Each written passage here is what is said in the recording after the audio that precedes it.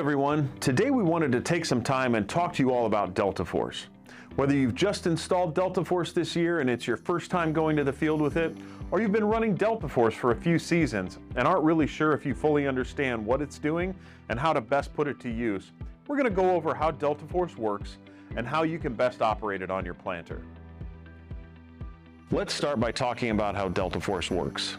Simply put, we are taking a measurement of the amount of pressure a row unit is putting on the ground, and then using that measurement to automatically make adjustments to the amount of downforce applied to the row unit. A load cell is installed in the depth adjustment mechanism of the row unit. Now this is going to look a little different for each make and model, but here's an example. Once we reach the desired depth, pressure is applied to the load cell, and this is the measurement used. We're essentially looking for two things.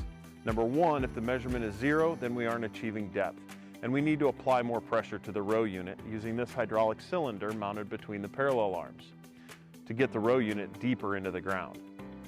Number two, if the measurement is too high, the row unit is likely pressing down so hard that it's creating a hard sidewall in the furrow and collapsing the soil structure around the seed.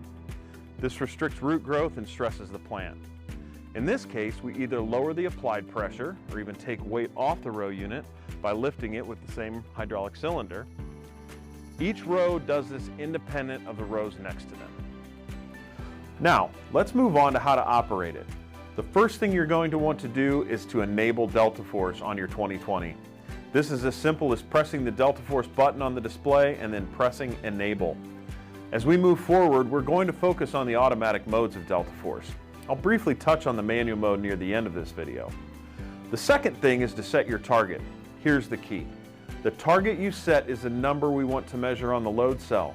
What that means is that if I set my target at standard, which is 100 pounds, I'm telling the system to try to keep the load cell measurement as close to 100 pounds as possible. The system will automatically add more pressure or remove pressure from the row unit in order to keep the measurement close to 100. If it reads 150, it will remove down pressure or even lift the row unit. If it reads 50, it will add down pressure. Remember, in the automatic modes, you're setting your target load cell reading. You are not setting the amount of applied pressure on the row unit. What this means is that you should not have to change your target every time conditions change. This doesn't mean you should never change your target, but once you find a target you prefer, you can stick with that most of the time. More on that later. There are 3 preset automatic settings. Standard is 100 pounds, heavy 150 pounds, and light 50 pounds. There's also a custom setting that allows you to choose your own setting. A lot of growers ask, how do I know what setting to use? I'd say standard mode is a great place to start, but it's not a set it and forget it system. After choosing a starting point, plant for 100 feet with at least one row unit's closing system held up so you can see the exposed furrow with the seed in the ground.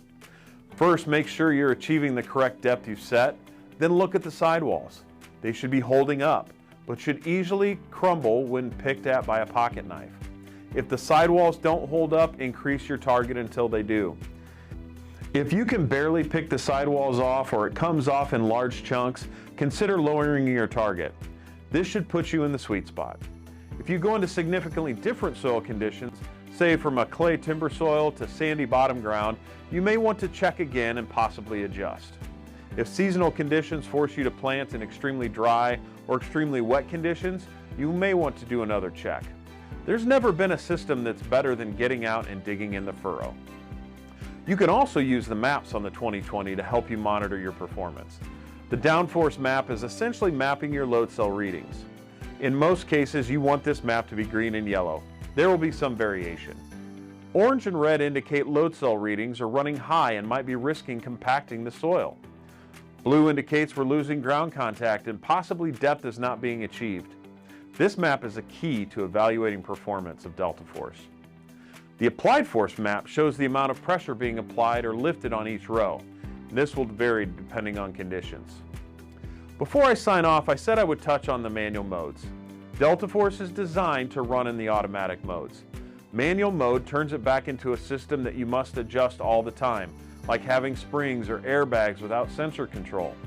You're setting the applied force on the row unit, not the target load cell reading. That applied force will not change regardless of the load cell reading until you manually change it. Manual mode should only be used in extreme cases as directed by your precision planting dealer or precision planting product support. If you have questions about anything in this video or at any time during planting, please contact your Precision Planting Premier dealer or Precision Planting product support. Thanks for watching.